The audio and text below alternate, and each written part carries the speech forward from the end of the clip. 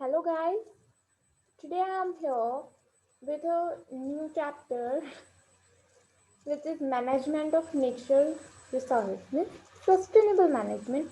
Sorry, sustainable लिखना भूल गए. But it's okay, हो जाती है गलती. Okay, so let's get started. Okay, so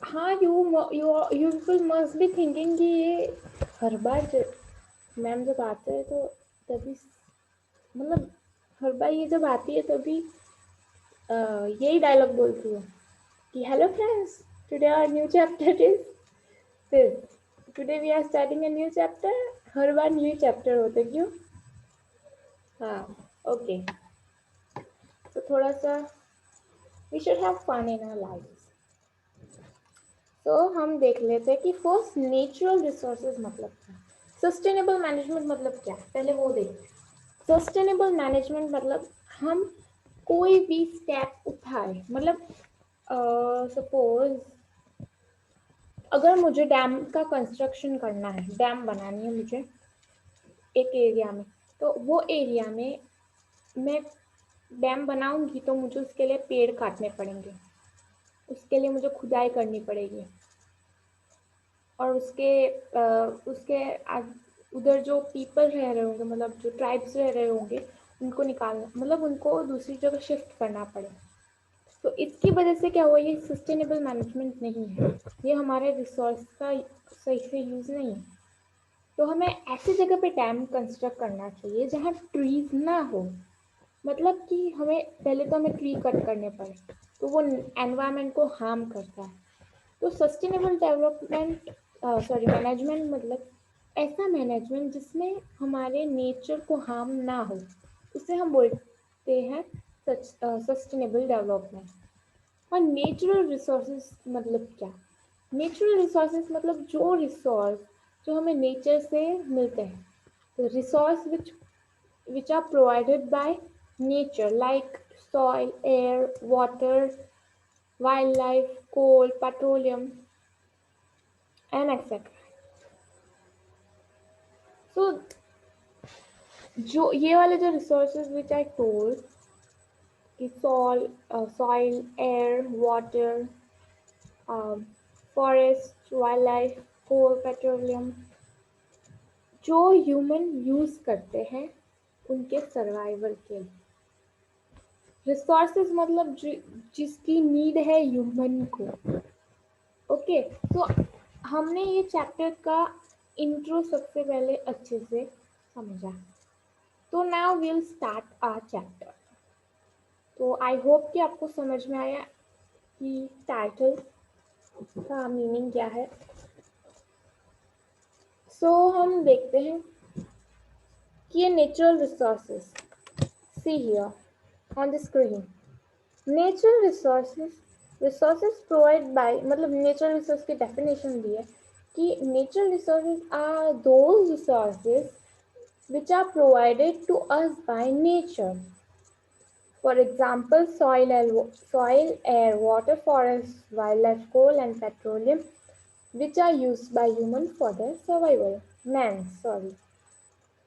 Management of natural resources is not needed for conservation of natural resources. Is needed for okay.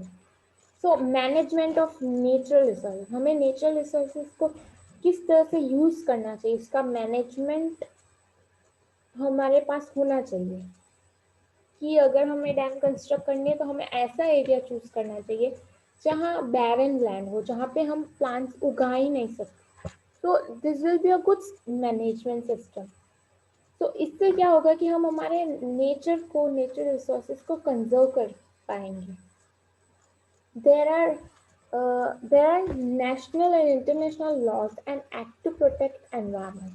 So there are so many national and international laws for protecting the environment. So national law तो एक ये है हमारा Ganga action plan जिसे हम short form में GAP बोलते हैं गैप या gap is also one company हाँ okay multi crore project came into 1985 to improve the quality of Ganga.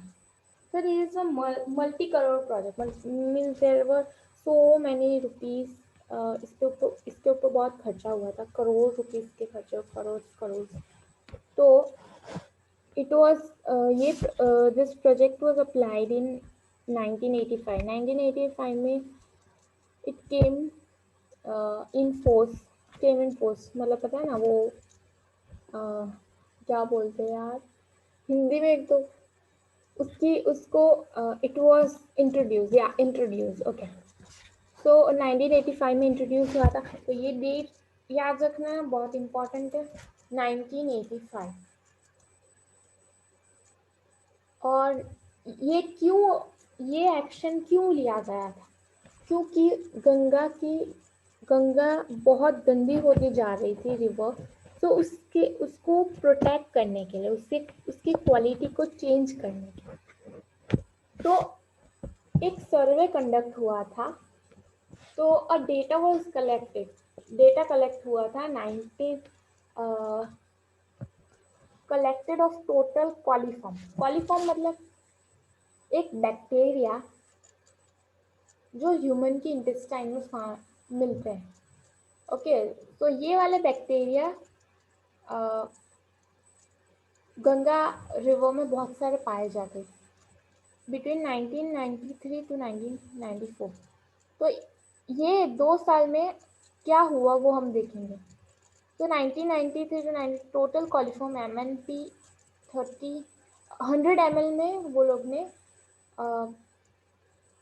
बेशो किया था. तो मिनिमम फाउंड इन ऋषिकेश. तो ऋषिकेश हमें पता है, ऋषिकेश इज सिटी. तो उधर मिले थे. MNP मतलब एक हमारे जैसे केजी, लीटर, ऐसी जो अमाउंट होती है, वैसे इधर इतने मिले मिनिमम. मतलब मॉडरेट इतने मिले, 450.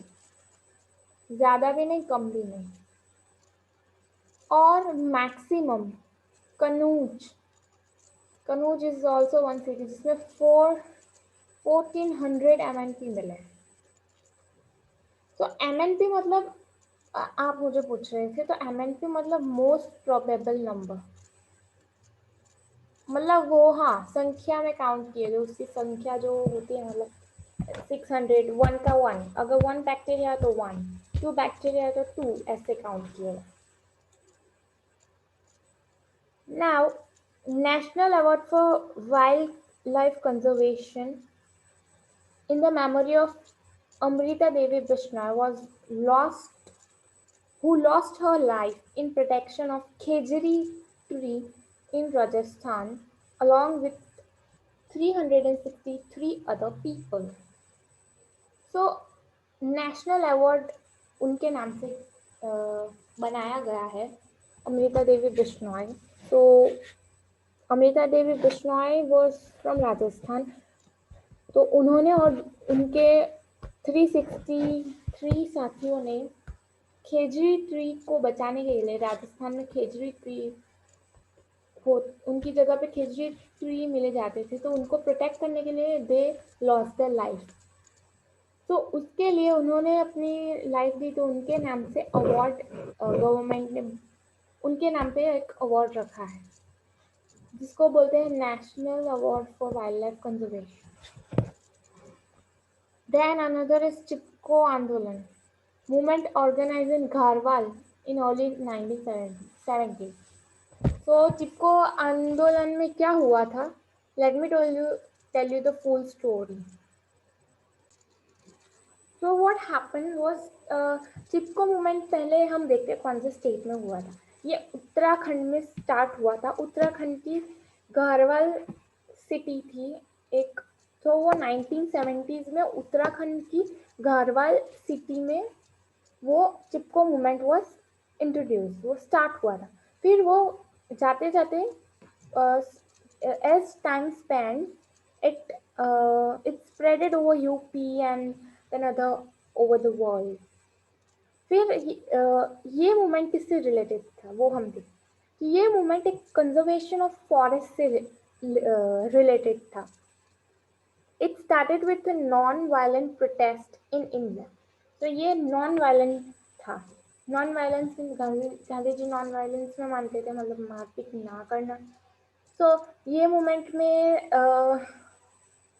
क्या हुआ था कि there was a village name Garhwal. तो उसमें लोग क्या करते थे कि उनके एक कॉन्ट्रैक्टर आता था, तो वो जगह को खाली करवाने के लिए, कुछ कंस्ट्रक्शन के लिए वो लोग ट्रीज को काट डालते थे। तो उनके जो ट्राइबल पीपल थे वो विलेज के, उनको बिल्कुल पसंद नहीं आता कि वो लोग ट्रीज को क्या मानते थे, उनके भगवान मानते थे। तो उन्होंने क्या किया, वो ट्री को ऐसे हक करके खड़े हो गए। तो जो कॉन्ट्रैक्टर ट्री काटने जाता है तो वो काट नहीं पाता, क्योंकि वो क्या समझते हैं कि गलती से उनको लग गया तो वो नहीं काट पाते। सो तो एक दिन क्या हुआ था कि वो विलेज, गारवाल विलेज के सारे मेल्स कुछ बाहर काम से गए थे। सो उस दिन contractor take a chance and came. Contractor ने सोचा कि चलो आज तो कोई नहीं है, आज तो कोई आएगा नहीं, आज मैं काट दूंगा सब। सो व्हाट हैपन वाज कि वो विलेज की सारी लेडीज थी, वो आई और वो उन्होंने ट्री को हक कर लिया। ओके, सो वो जो कॉन्ट्रैक्टर था उसने विड्रॉ कर लिया, मतलब उसने छोड़ दिया कि चलो अब मुझे कुछ काटना ही नहीं है, ट्री नहीं काट। तो ये लोगों की विक्ट्री तब हुई जब 1980 में हिमालयन रीजन के ट्री को काटने के लिए गवर्नमेंट ने बैंड किया। Okay, so this one act और लोकल पीपल के पार्टिसिपेशन से फॉरेस्ट का मैनेजमेंट हुआ और सस्टेनेबल डेवलपमेंट हुआ, मैनेजमेंट हुआ, sorry. Protection of sal trees in West Bengal in 1972। So west, ये वाली जो स्टोरी है, लेट मी, मैं ये वाली स्टोरी भी आपको बताती हूँ। तो ये वाला हम नोट पढ़ेंगे, जिससे वील नो, हमें पता चलेगा कि वेस्ट बंगाल में साल जो एक ट्री होता है उसमें क्या हुआ था। So let's start. सो 1972, हमें पता है कि वो अमृता देवी बिश्नोई वाला इंसिडेंट, मतलब के चिपको आंदोलन, वो 1970s में हुआ था, मतलब वो भी इसी वक्त हुआ था। और ये भी हमारा वेस्ट बंगाल का इंसिडेंट भी 1972 के इन 1972 में हुआ था, इस ईयर में। तो इसमें क्या था कि the forest department realized its mistake while reviving the degraded Sal forest for Arabri forest range. तो एक वेस्ट बंगाल में अराबरी फॉरेस्ट रेंज करके एक रेंज है, फॉरेस्ट की रेंज है। सो मिदनापुर डिस्ट्रिक्ट के पास है, मिदनापुर डिस्ट्रिक्ट के अंदर ही है अराबरी रेंज करके। सो एक फॉरेस्ट डिपार्टमेंट था, तो वो क्या सोचते थे, वो साल के ट्री को रिवाइव कर रहे थे उधर। See, first of all, let's see. The earlier method of policing and surveillance were a total failure, as they often lead to frequent clashes with local people. So, जो हमारे फॉरेस्ट डिपार्टमेंट था, उनके कुछ activities की वजह से जो साल ट्री थे वो उग ही नहीं पाते थे, साल ट्री बिल्कुल नहीं उग पाते थे और सॉइल डिग्रेडेड होने लगी। तो उनके साथ उनका जो फॉरेस्ट डिपार्टमेंट था, उनके साथ लोकल पीपल का बहुत झगड़ा होता रहता कि आप लोग हमारे जगह को बिगाड़ रहे हो, हमारे क्या कर रहे हो, मतलब डिग्रेड कर रहे हो हमारे सॉइल को। ऐसे उनको बहुत क्लैश होता था उनके बीच में। It's all lead to alienation of people from conservation programme. सो इस वजह से क्या होता था कि कुछ प्रॉब्लम्स हुई थी उधर, तो वो साल फॉरेस्ट की देख रेख नहीं करते थे, मतलब साल वो कुछ भी एनवायरमेंट कंजर्वेशन, मतलब कोई भी ऐसे क्या करते कि अपने साल फॉरेस्ट का पानी नहीं डालते, मतलब उनके लिए पानी पानी तो नहीं, जैसे उनको वो फॉरेस्ट में वो लोग उनके कंजर्वेशन प्रोग्राम कुछ मानते नहीं थे। तो एक ऑफिसर थे, अजीत कुमार बैनर्जी उनका नाम था। AK बैनर्जी इधर लिखा है, लेकिन उनका पूरा नाम था अजीत कुमार बैनर्जी। जो ये लोकल पीपल में एक फॉरेस्ट ऑफिसर थे। तो Ajit Kumar Banerjee involve the local people in revival of 192 hectare of forest. तो उन्होंने सारे पीपल को जागरूक किया कि हमें ये साल को डिग्रेड कर सॉरी उसको डिग्रेड होने से बचाना है। तो उन्होंने 1272 हेक्टेयर जितना फॉरेस्ट, इतना लंबा फॉरेस्ट था, उसे बचाया। और उसके बाद इन lieu of villagers were given employment in civil culture। तो उन्होंने क्या किया कि उनको ऐसा बोला कि अगर आप ये फॉरेस्ट को हमारे साथ कंजर्व करने में मदद करोगे, ये फॉरेस्ट हमारा साल फॉरेस्ट को, तो हम आपको सिविल कल्चर और हार्वेस्ट में, वो हार्वेस्टिंग का काम करते थे अजीत कुमार बैनर्जी, तो वो उन्हें 25% की हार्वेस्ट जितना पैसा देंगे। तो वो लोग अब अच्छे से फॉरेस्ट की देख रेख करने लगे and all. So they were all allowed to gather firewood and fodder against and nominal payment. तो फायरवुड और फोडर वो सब उनको मिलता था, मतलब हार्वेस्ट से एनर्जी उनको देते थे। तो due to active participation of local community there was a remarkable revival of Arabari sal forest. तो वो फॉरेस्ट 1983 में, वो साल फॉरेस्ट की वैल्यू इतनी बढ़ गई कि उन्होंने 12.5 करोड़ जितना पैसा कमाया। ओके, तो ये था स्टोरी। मैं ऐसे भी बोल सकती थी, लेकिन आई थॉट कि आप लोगों को फिर पढ़ के ज़्यादा समझ में आएगा। दैट्स वाई मैंने सोचा कि चलो आपको दिखा ही देती हूँ। Now will see 3 hours. 3 hours में क्या, 3 आवर्स आपने देखा होगा आपके टेक्स्ट में, 3 आवर्स ऐसे लिखा है। तो 3 आवर्स में क्या क्या आता है? एक तो आता है reduce, recycle and reuse. Reduce मतलब टू यूज लेस, कम कम यूज करना। Save the resources by not wasting them. Resources को सेव करना, उसको वेस्ट ना करके। जैसे वाटर, वाटर का लेस यूज करो, मतलब पीने, हमारी बॉडी के लिए इट्स वेरी इंपॉर्टेंट, हमें पानी पीना चाहिए, बहुत सारा पीना चाहिए। लेकिन हम दूसरी चीज़ों में उसे वेस्ट करते, लाइक कार धोने में भी हम ऐसे ही उसे वेस्ट कर देते पानी को। तो वो सारी एक वेस्टेज ऑफ वाटर है। So we should not do that. तो अगर हमें गाड़ी धोनी है तो एक क्या बोलते हैं हम, क्लॉथ लो, और उसे थोड़ा सा पानी लेके उसे डुबो डुबो के साफ कर लो। Why using a lot of water like a pipe to washing a car? Then recycle, segregate the waste that can be recycled and used to make required thing। मतलब रिसाइकल मतलब उसे फिर से साइकिल करके मैन्युफैक्चर करना। मतलब paper हमने लिया, we bought a notebook, notebook में हमने लिखा, then we send it to bhangarwala, then bhangarwala again send to a factory.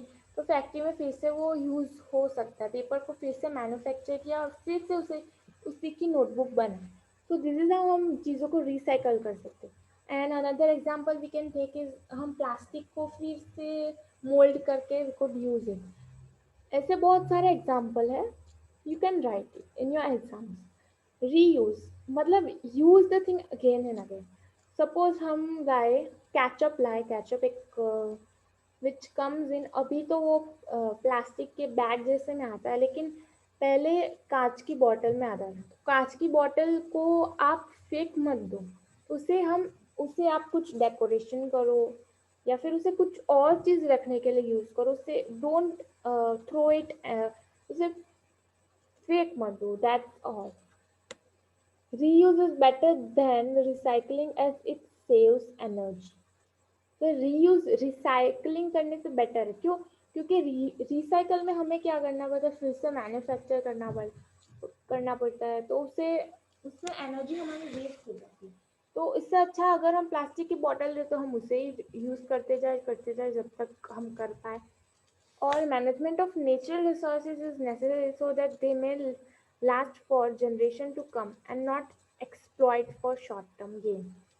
मतलब अगर हम आज बहुत सारे रिसोर्सेज, मतलब जैसे हम एग्जांपल लेते हैं कोल पेट्रोलियम का, पेट्रोलियम डीजल हम बहुत यूज़ करते जाएंगे आज, तो आने वाली जनरेशन के लिए देयर विल बी एक्सप्लॉयटेशन, मतलब उधर कमी आ जाएगी उनको यूज़ करने में, तो उनको नहीं नहीं भी मिल सकता यूज़ करने में। Also see the damage they cause to environment. और कोल और पेट्रोलियम हम बहुत सारे लोग यूज़ करते हैं, हर एक घर के हर एक फैमिली के पास एक कार तो होती है, कार नहीं तो एक बाइक तो होगी। तो एक बाइक अगर हमारे इंडिया में टोटल 125 करोड़ लोग हैं, तो सारे अगर फैमिली के हम 4 जन गिने तो उसमें से कितनी सारी कितनी फैमिली को 4 से डिवाइड करें तो हमें उतनी फैमिलीज मिल जाएगी। तो फैमिली मिलेगी तो उनकी एक एक कार गिननी है या फिर बाइक गिननी।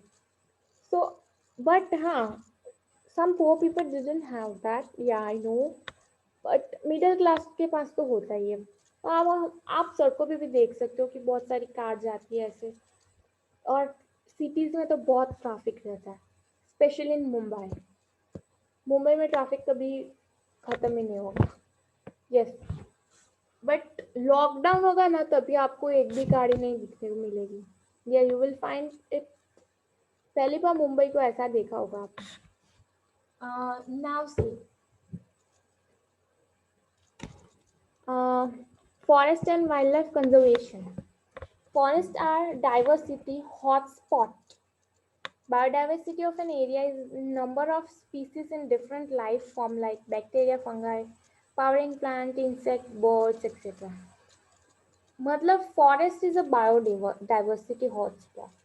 फॉरेस्ट एक ऐसी जगह है जो लाइफ देता है सबको, एनिमल्स को भी रहने के लिए जगह देता है, प्लांट्स को भी देता है और ह्यूमंस को भी देता है। तो biodiversity of an area is a biodiversity मतलब जिसमें प्लांट्स, एनिमल्स, बैक्टीरिया, इंसेक्ट सब लोग रहते हैं, उसे हम बायोडाइवर्सिटी बोलेंगे। तो अगर हमने वो फॉरेस्ट को काट डाला, मतलब वो फॉरेस्ट को ट्रीज काट डाले, तो उनकी लाइफस्टाइल बायोडाइवर्सिटी को हम हार्म कर सकते हैं। अभी hotspot means an area full of biological diversity. Hotspot मतलब एक ऐसी जगह जहाँ पे हम सारे एनिमल्स, प्लांट्स, ऐसे फॉरेस्ट्री जगह मिलती है हमें वो। Loss of diversity may lead to loss of ecological stability. अगर डाइवर्सिटी हमारी लॉस हो गई तो ecological stability is definitely going to imbalance. Okay, now let's see the stock holders. Stock holders मतलब क्या? पीपल हैव इंटरेस्ट और concern for something called as stock holders. मतलब कोई स्टॉक होल्डर्स मतलब क्या कि जिसको किसी चीज में इंटरेस्ट हो। सॉरी, स्टेक होल्डर है, स्टॉक होल्डर। हाँ, आई एम सॉरी। कोई भी इंसान को, जैसे मुझे सपोज मुझे ट्री प्लांट करना बहुत अच्छा लगता है तो I am a stock holder. तो किसी भी पर्सन को कोई चीज में इंटरेस्ट है, कोई दिलचस्पी है, तो उसे हम स्टॉक होल्डर बोलेंगे। Stock holders their dependence on forest. So stock holders कौन से टाइप के मिलते हैं हमें फॉरेस्ट में? तो local people depend on forest for their survive. तो वो उनको उनके फॉरेस्ट को बचाने में उनका इंटरेस्ट होता है। Forest government who owns their land and control resource. Then in government हमारे लैंड ओन करके उनके ऊपर कंट्रोल रखते हैं ताकि कोई उसे काट ना पाए, तो ये उनका इंटरेस्ट है। इंडस्ट्रियलिस्ट, उनको फॉरेस्ट पे किसके लिए इंटरेस्ट होता है? उनके प्रोडक्ट के लिए, फॉरेस्ट प्रोडक्ट्स के लिए। देन वाइल्ड लाइफ एंथुसियासिस्ट मतलब ऐसे ही कोई क्या, जैसे मैं कोई ऐसी मामूली सी इंसान, मुझे फॉरेस्ट बचाने में बहुत दिलचस्पी है। फॉरेस्ट के हार्म ना होने, मतलब फॉरेस्ट को सस्टेनेबल वे में यूज़ करने के लिए मुझे सबको जागरूक करना है। तो मेरा इंटरेस्ट ये है। तो एंथुसियासिस्ट मतलब वो पॉजिटिव वे में ही लेना, नेगेटिव वे में मत लेना कि उन्हें पेड़ काटने में इंटरेस्ट है, वो नहीं। Who want to conserve nature, okay, who want to conserve nature. Sustainable management मतलब management of forest resources wisely to make it available for future generation. Sustainable development मतलब मैनेजमेंट ऑफ, मैंने आपको पहले से ही बताई उसकी डेफिनेशन की, फॉरेस्ट का ऐसा मैनेजमेंट, वाइसली मैनेजमेंट करना to make it available for future generation. अभी water resources, water is a resource, water is a basic necessity for all terrestrial forms of life. Terrestrial भी और वाटर भी, सारे water में रहते हैं, उनको भी, फिशेस को पानी ना हो तो फिश कहाँ होगी? अगर पानी ना तो हाउ वी कुड, हम कैसे जी सकते हैं? Region of water scarcity are closely correlated to region of acute poverty. जहाँ पे पानी नहीं है, जिस जगह पे पानी की स्कैरसिटी मतलब कमी है, उस जगह पे poverty, you will find poverty.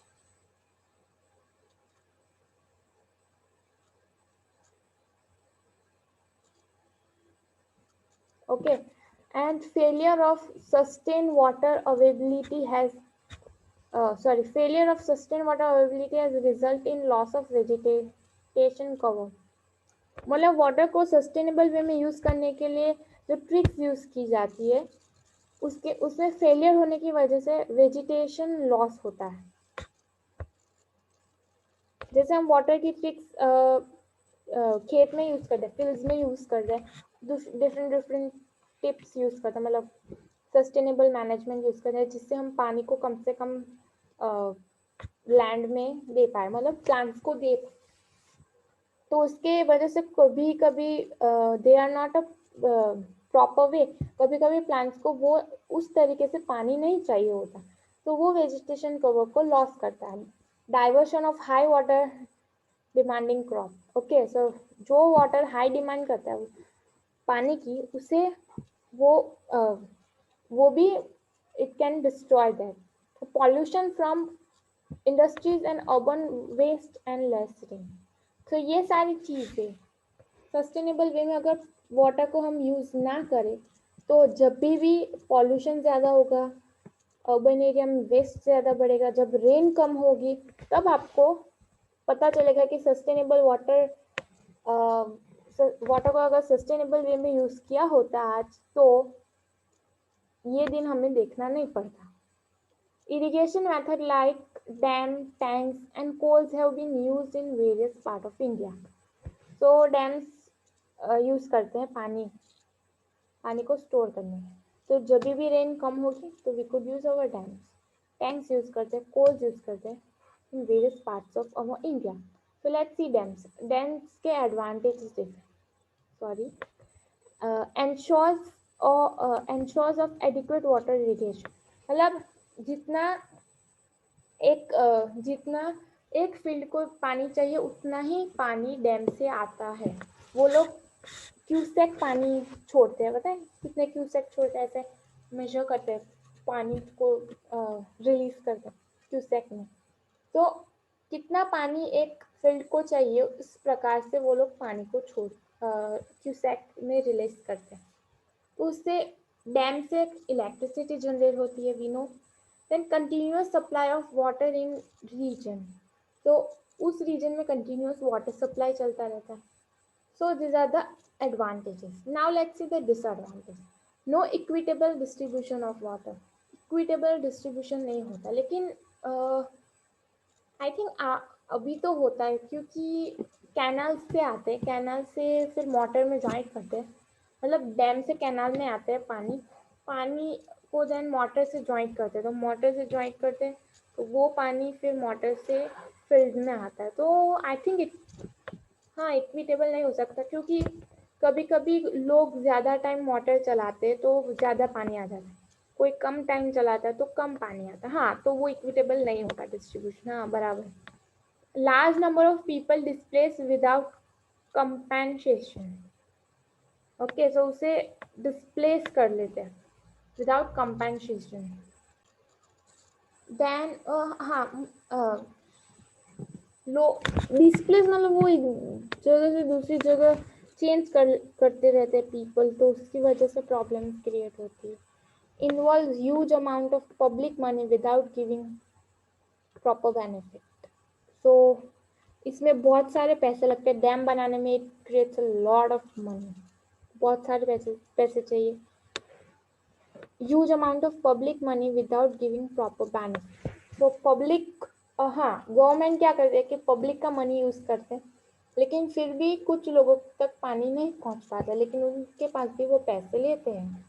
तो this is one of the disadvantage. Causes deforestation, loss of biological diversity. कैसे? डैम बनाने के लिए लोगों को हटाना पड़ता है वो डाइवर्सिटी, ट्रीज काटने पड़ते हैं वो जगह के, तो इसीलिए बायोलॉजिकल डाइवर्सिटी को लॉस होता है। Water harvesting. Aim is to develop primary resources of land and water to produce secondary resources of plant for, for use in manner which will all cause ecological imbalance. भी ये definition आपको समझ में आई होगी नहीं, मैं मेरी भाषा में आपको समझा देती हूँ कि रेन वाटर मतलब, let me make a definition, just a second. हाँ, okay. Rainwater harvesting is the simple process in which simple process to conserve rainwater by collecting, storing, conveying, or purifying rainwater that runs from rooftop, parks, road, open ground, etc. for later use. Okay, so ये simple है rain water harvesting. Rain water harvesting मतलब जो rain का पानी गिरता है, वो पानी गिरता है तो रोड पे या फिर छत पे गिरने से अच्छा हम उसे, छत से जब गिरता है तो हम उसे बचा के रखें, तो उससे हम बर्तन धोने में, गाड़ी धोने में या कुछ भी काम के लिए हम उसे यूज कर पाए। तो this is the rain water harvesting. Various ancient method, तो वेरियस एंशियंट मेथड है, तो खालीन ऐसे मेथड्स थे जो अलग अलग स्टेट में अलग अलग नाम से जाने जाते हैं। हार्वेस्टिंग, रेन वाटर हार्वेस्टिंग ही है, लेकिन उससे अलग अलग नाम से जाने जाता है। खादीन, टैंक्स और नादिस राजस्थान में ये नाम है वाटर हार्वेस्टिंग का। ये इसमें आ सकता है एमसीक्यू में। बंधारा ताल्स महाराष्ट्र में, बंधारास और ताल महाराष्ट्र। बूंदीस, बूंदीस एमपी एंड यूपी। पाइस बिहार।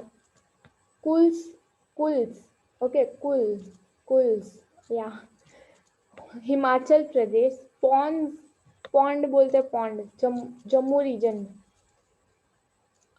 इरिश, इरिश तमिलनाडु में। ओके, जब कोई अजीब सा वर्ड हो, मतलब एक मॉडर्न अच्छा सा वर्ड दिखे, तब तमिलनाडु लिख देना। मतलब ईरिश हमें जरा थोड़ा सा ऑड लगता है, तो वो तमिलनाडु में। फॉन्ट थोड़ा सा मॉडर्न हो गया, लोग कैसे जम्मू कश्मीर में थोड़े से मॉडर्न हो गए, तो उसे उधर फॉन्ट। कुल्स, कुल्स मतलब हिमाचल में, याद रख लेना, ये तो हम याद रख सकते हैं इतना तो। पाइस, पाइसिस मतलब वो पाइसिस आते हैं ना हमारी बायोलॉजी की, उसमें बायोलॉजी में हम फिशेस को पाइसिस बोलते हैं, तो fishes, price, price, Pisces, fishes, Bihar, ऐसे याद रख लो। समझ में आया? बुद्धिस्ट एमपी, वो या बुद्धिस्ट लोग होते हैं, बुद्धिस्ट लोग हमारे जो कास्ट होते हैं, तो उनके नाम से हम याद रखेंगे एमपी को, एमपी और यूपी को। बंधारास और टाल्स महाराष्ट्र, खाजीन राजस्थान। ओके, ऐसा हम याद रखेंगे। नाउ इज बाउलीज। ओके, अनदर वन इज बाउलीज। बाउलीज, हाँ, दिल्ली में जाना जाता है बाउली, ऐसा। बाउल नहीं है. I'm telling I'm getting mad now. These techniques are local specified to ensure mismanagement and over exploitation of this resource. तो अपने अपने स्टेट में अपने अपने खुद के मतलब लोगों ने ऐसी सिस्टम क्रिएट की थी जिससे रिसोर्सेज का एक्सप्लॉयटेशन ना हो, ओवर एक्सप्लॉयटेशन ना हो. तो ये खादिन सिस्टम थी जो राजस्थान में, उसके एडवांटेजेस क्या थे वो देख. Water does not evaporate. Water evaporate नहीं हो जाता, मतलब गैसियस फॉर्म में ट्रांसफर होके स्काई में नहीं चला जाता. Recharge well and moisture for vegetation. तो ये वेल्स को भी रिचार्ज करता है और वेजिटेशन को मॉइस्चर देता है. Does not provide breeding ground for mosquitoes. Okay, so mosquitoes का रिप्रोडक्शन नहीं होता ये इधर से. Then ground water is protected by human and animal waste. Okay, so ground water पे ह्यूमन और एनिमल्स का वेस्ट डाला जाता, मतलब नीचे की ओर. I think this is a great. I don't think this is a great. I'm laughing now. I'm sorry. Oh, what happened? Yes. अब हम कोल एंड पेट्रोलियम देखेंगे. कोल एंड पेट्रोलियम हमारे फॉसिल फ्यूल है, वो तो हमें पता है. तो वो हमें कैसे मिलते हैं? जो डेड और डीके रिमेन्स होता है तो उसको वो कन्वर्ट हो जाते हैं कोल और पेट्रोलियम में, जो हम एक्सट्रैक्ट करते हैं और जिससे हम गाड़ी चलाते हैं और बहुत सारी चीज़ें हम चलाते हैं. Form from the disintegration of biomass millions of years ago. तो ये बनने में मिलियंस ऑफ ईयर्स लग जाते हैं, वो भी हमें पता है. We will they will get exhausted in future no matter how carefully we use them. हम जितने भी carefully यूज करें लेकिन वो एग्जॉस्ट तो होने ही वाले, we know that. So हमें उसको कम यूज करना है. मतलब गाड़ी में इतना फ्यूल चाहिए तो चाहिए ही, वो तो हमें पता ही है. हम गाड़ी में क्या कर सकते हैं कि एक गाड़ी में और दूसरी गाड़ी में 2 पीपल जाते हैं, 2 गाड़ी लेके अलग अलग जाते हैं, तो हम कर सकते हैं कि वो दूसरा इंसान पहले इंसान की गाड़ी में जा सकता है, तो उसकी गाड़ी का फ्यूल बचेगा, तो उतना फ्यूल कम यूज होगा. Okay, so this are some ऐसे है ना, वो केस स्टडी वाले क्वेश्चंस में आ सकते हैं ये वाले क्वेश्चंस, और एसेशन और रीजन वाले भी क्वेश्चंस हैं. तो आई थिंक मैं एक सेशन बनाऊंगी जिसमें हम एसेशन और रीजन वाले क्वेश्चंस करेंगे. ओके, साइंस के. I am damn and sure मैं आपको ये वाला करके दूंगी. Petroleum will last us for about 40 years and coal resources will last for another 200 years. कोल हमें 200 years तक मिलने वाला है और पेट्रोलियम सिर्फ 40 years तक ही अवेलेबल होगा हमारे लिए. Why to use fossil fuel judicially? तो हमें फॉसिल फ्यूल को जुडिशियली मतलब बहुत ही देख रेख से क्यों रखना पड़ता है? By using public transport by using public transport and instead of private one. Private जाने की वजह से हम बस में जाए तो हम फ्यूल बचेगा. by using CFL tubes, by using straight instead of lift. Okay, sorry, stairs instead of lift. Lift में भी पेट्रोलियम यूज होता है, तो स्टेयर्स यूज करो, थोड़ी एक्सरसाइज करो, इलेक्ट्रिसिटी को भी एज पॉसिबल एज सेव करने की ट्राई करो. Okay, so these were some tips to protect to use resources in a sustainable manner. So here we end our chapter. So नीचे देखना है, नीचे एक्सरसाइज है, सॉल्व कर लो खुद, आपको करनी पड़ेगी, मैं तो नहीं कर सकती. अच्छा, ओके, सो लास्ट में तो मुझे यही बोलना है कि thank you for attending my session. Like, share and subscribe, and bye. See you in next